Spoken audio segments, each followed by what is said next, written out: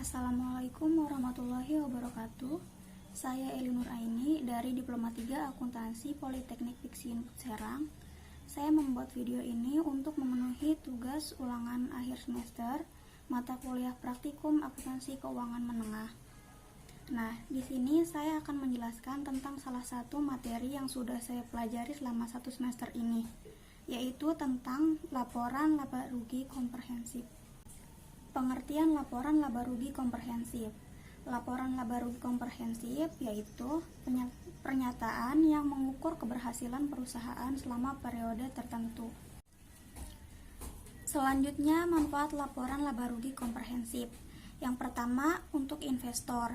Investor menggunakan informasi tentang pendapatan masa lalu perusahaan sebagai informasi penting untuk memprediksi saham perusahaan dan dividen masa depan. Yang kedua, pemberi pinjaman. Pemberi pinjaman dapat memahami kemampuan debitur potensial untuk menghasilkan arus kas masa depan yang diperlukan untuk membayar beban bunga dan membayar kembali pokok pinjaman. Yang ketiga itu manajemen. Unsur-unsur laporan laba rugi komprehensif. Di dalam unsur-unsur laporan laba rugi komprehensif ada dua, yaitu penghasilan dan beban. Penghasilan adalah adanya kenaikan manfaat ekonomi dalam periode waktu tertentu yang ditandai dengan kenaikan aset, ekuitas dalam bentuk penambahan aset dan penurunan hutang yang dihasilkan dari bisnis perusahaan, bukan dari pemilik modal.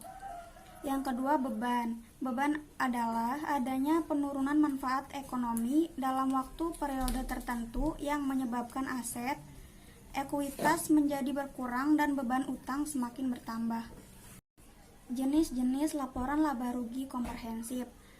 Yang pertama ada bentuk tunggal, yang kedua bentuk ganda. Untuk yang bentuk tunggal,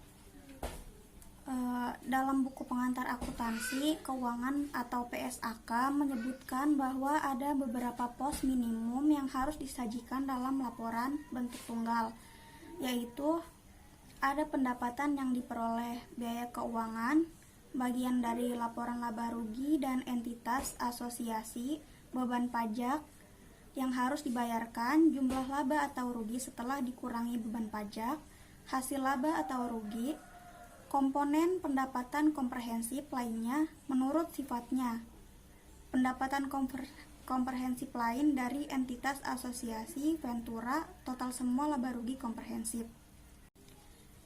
Yang kedua, bentuk ganda. Di dalam bentuk ganda, laporan pertama berisi laporan laba rugi yang sedang berjalan, dan laporan kedua berisi laporan laba rugi komprehensif dan pendapatan komprehensif. Nah, kemudian di sini ada soal latihan akuntansi perusahaan PT Roda Mas periode 31 Desember 2020. Diketahui pendapatan sewa sebanyak 29 juta rupiah. Selanjutnya beban bunga 18 juta rupiah, pendapatan yang belum terrealisasi dari efek ekuitas tersedia untuk dijual setelah dipotong pajak 31 juta rupiah, beban penjualan 140 juta rupiah. Selanjutnya ada pajak penghasilan Rp306.000, biaya administrasi Rp181 juta, beban pokok penjualan Rp181 juta, penjualan neto Rp980 juta, pembagian dividen tunai Rp16 juta, kerugian atas penjualan aset pabrik Rp15 juta, dan ada 20.000 saham biasa yang beredar sepanjang tahun. Di sini saya akan menjawab pertanyaan tersebut sesuai dengan materi, yaitu menyusun laporan laba rugi komprehensif bentuk tunggal dan bentuk ganda. Yang pertama, laporan laba rugi komprehensif bentuk tunggal. Di sini ada penjualan neto Rp980 juta, beban pokok penjualan Rp181 juta, kemudian di kredit ada laba bruto sebanyak Rp789 juta dan pendapatan lainnya 29 juta rupiah. Lalu biaya penjualan 140 juta rupiah, biaya administrasi 181 juta rupiah, biaya bunga 18 juta rupiah. Jadi total biayanya ada 310 juta rupiah. Selanjutnya ada laba sebelum pajak sebanyak 489 juta rupiah, pajak penghasilan 306.000 rupiah, laba tahun berjalan sebanyak 488 juta 694.000 rupiah, pendapatan yang belum terrealisasikan 31 juta rupiah, kerugian atas penjualan aset 15 juta rupiah. Jadi sisanya tinggal 16 juta rupiah.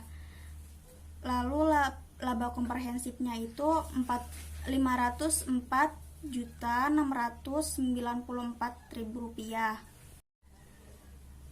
Lalu hasil akhir laba per sahamnya itu 25.235 rupiah. Yang kedua, laporan laba rugi komprehensif dengan metode ganda. Di sini ada penjualan neto 980 juta rupiah, beban pokok penjualan 181 juta rupiah, laba bruto 799 juta rupiah, dan pendapatan lainnya 29 juta rupiah. Biaya penjualan 140 juta rupiah, biaya administrasi 181 juta rupiah, biaya bunga 181 juta rupiah. Jadi total biayanya itu 399 juta rupiah. Selanjutnya ada laba sebelum pajak 489 juta rupiah, pajak penghasilan 306.000, laba tahun berjalan 488 juta 694.000 rupiah.